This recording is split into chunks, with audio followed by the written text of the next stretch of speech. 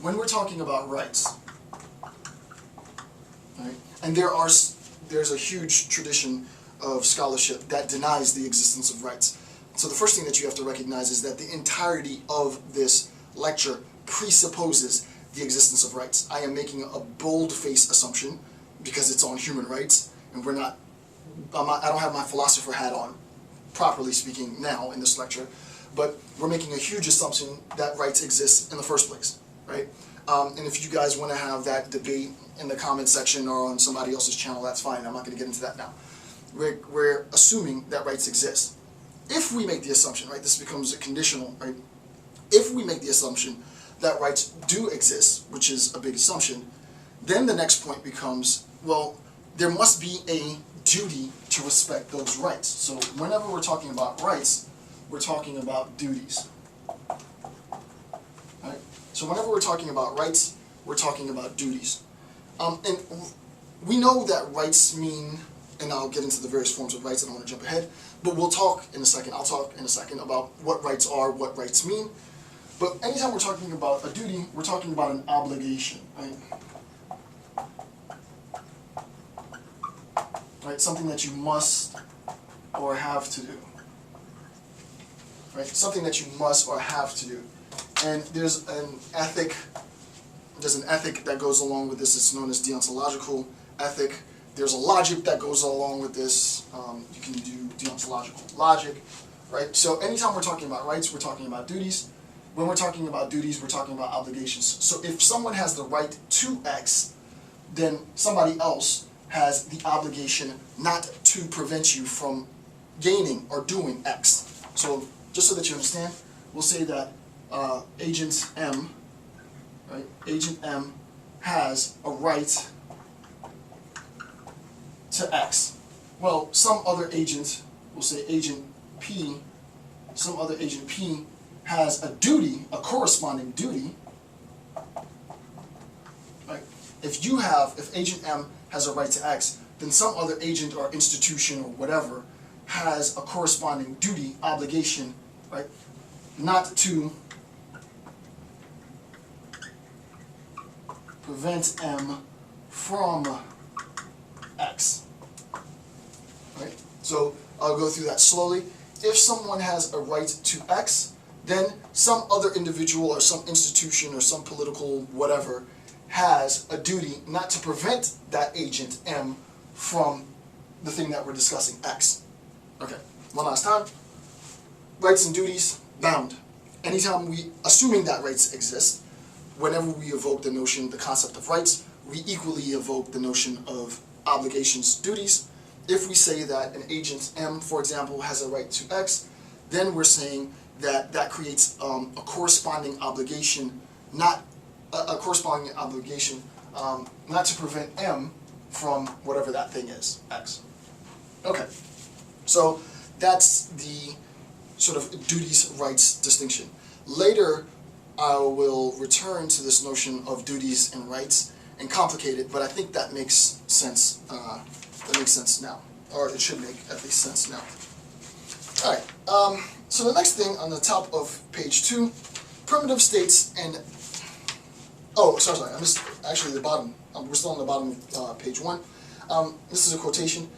Each testified to the increasingly popular view that human beings are endowed with certain eternal and inalienable rights, right? This is where the notion of universality comes in, right? In the Universal Declaration of Human Rights, the universality comes in this endowment, right? The endowment with certain eternal and inalienable rights that never were renounced when humankind contracted a Hobbesian account, right? Social contract theory. Check my other videos if you want more information on social contract theory. That were never renounced when humankind contracted to enter into the social from primitive states and never diminished by the claim of the divine right of kings. What in the world does that mean, right? Basically, all this is saying is simple. Individuals in a pre-social state, and this is just cognitive, and I'm going to do a 2-second account. In a obviously conceptual, not necessarily a literal pre-social state. But in a pre-social setting, individuals collectively are living in what's titled a state of nature. Right? And this state of nature is brutal. Right? Winner takes all, the strong survive. I grab everything I can at the expense of everybody else. Right? It's a very brutal state.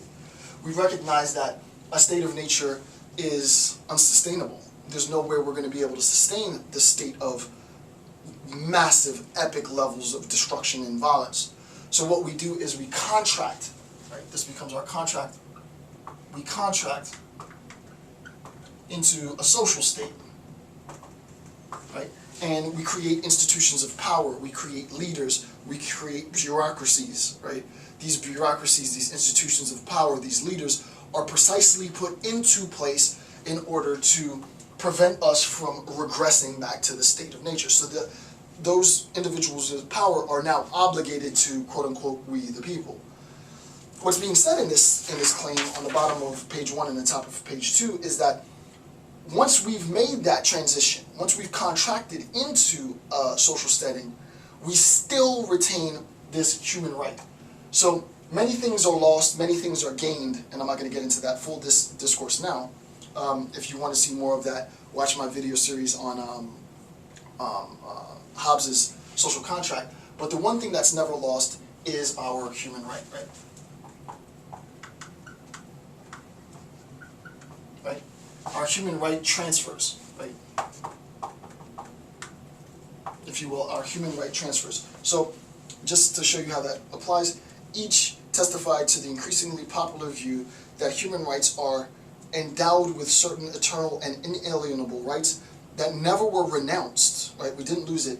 When human beings contracted, that contract means that there was a prior state, that state is a pre-social state, to enter the social from the primitive state and never diminished by the claim of the divine right of kings. Once we enter the social setting, the institution that was one of the institutions of many that were initially established was the notion of the divine right of kings, which means that I get the ability as monarch to rule directly from God.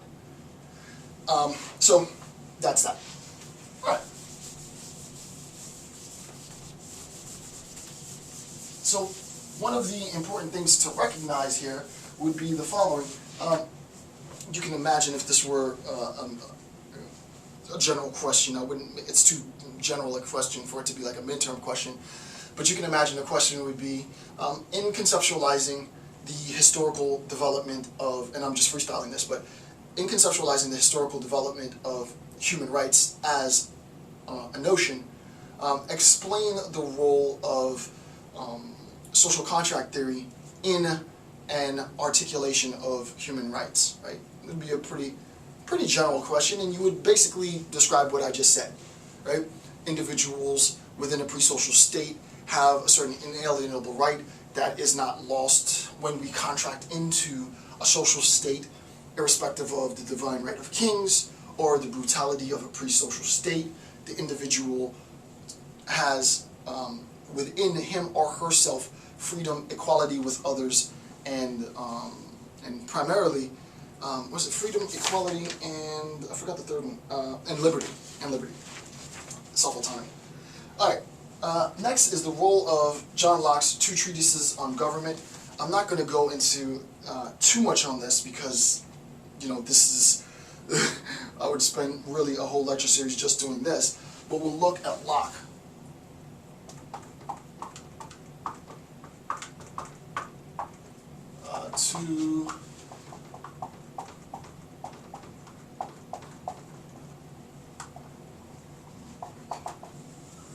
Locke's two treatises on government. First thing to recognize is, and this is a direct quote, perhaps the most central concept in Locke's political philosophy is his theory of natural law and natural rights. Right? So what we're really going to be looking at, again, in conceptualizing the historical development of the notion of human rights, all of this is, before we even actually, we haven't really even started talking properly about human rights yet.